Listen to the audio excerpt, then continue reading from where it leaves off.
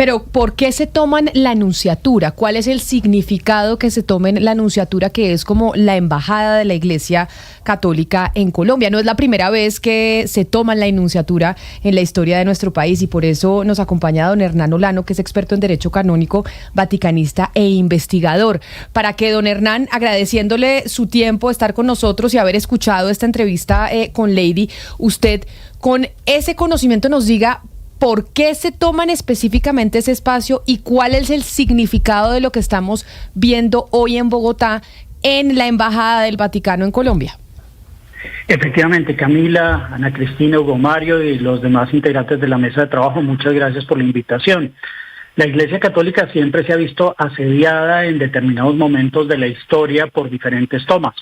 Recordemos cómo en el siglo XVI Carlos V se toma Roma y la saquea, se llamó el saco de Roma. Más adelante, en el siglo XIX, Napoleón también invade Roma y se toma, entre otros, el Palacio del Quirinal. Allí hay un tapete de mosaico muy bonito con toda Roma, porque él decía que la quería tener a sus pies.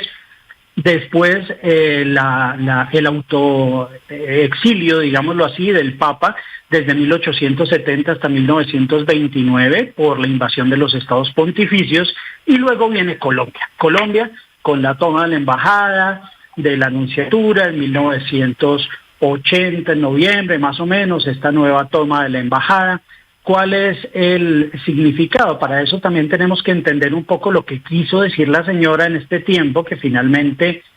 nos llenó un tanto de confusión.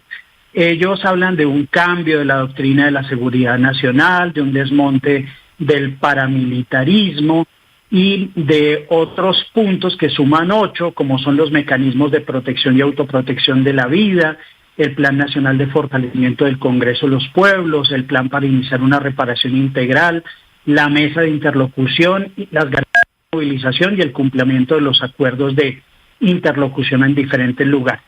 ¿Qué se busca con ello? El que siempre la Iglesia Católica ha sido mediadora en diferentes procesos. Nosotros no lo hemos tenido, por ejemplo, en materia de límites,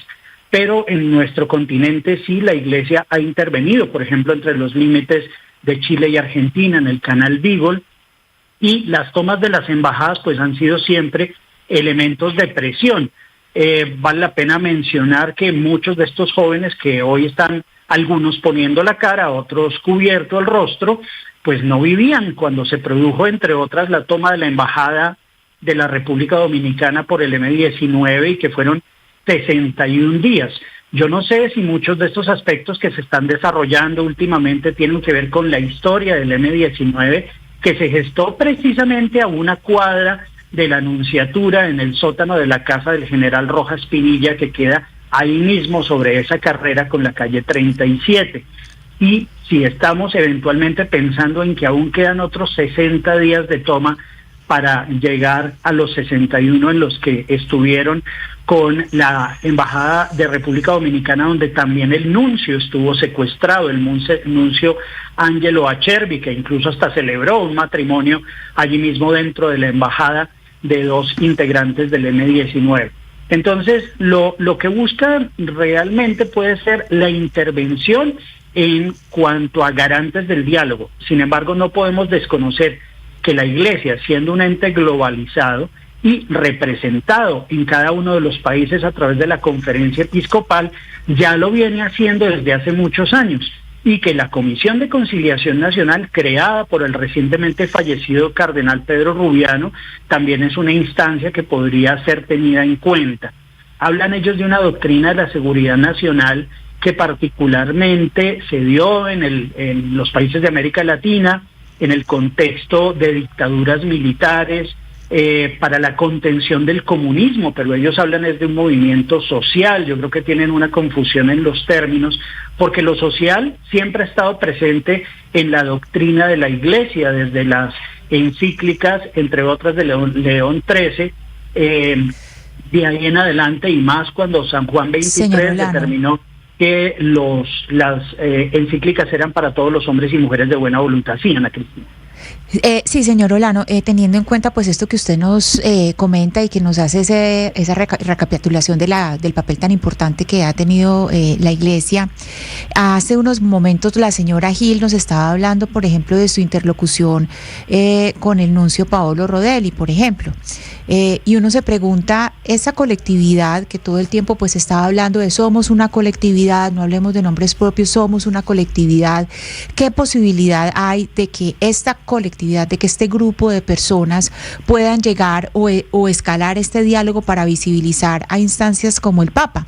Es decir, ¿qué tan lejos puede llegar esta conversación?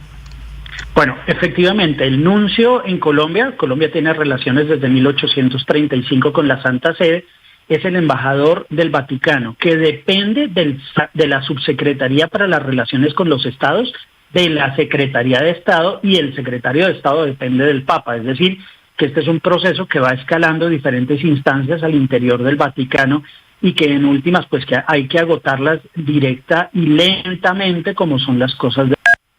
Finalmente, si se pudiese identificar, como le preguntaban ustedes al comienzo a la señora Gil, quiénes son las líderes, las lideresas, para utilizar los términos de ellos, o los líderes que están al frente del movimiento, pues eventualmente ya el Santo Padre podría llegar a recibirlos, pero para esto lógicamente también se requiere pues una identificación plena con el propósito incluso de que para garantizar su seguridad pues tengan una especie de salvoconducto y acompañamiento igual de la Embajada de Colombia ante la Santa Sede para los diálogos que realicen con el Santo Padre si es que él accede a recibirlos inicialmente, porque primero hay que agotar las instancias, como les digo, de la Subsecretaría de Relaciones con los Estados, que puede enviar un internuncio o un legado pontificio designado por el Papa para tener los diálogos más directamente, no solo con Monseñor Paolo Rodelli, nuestro actual nuncio desde hace 11 meses en Colombia.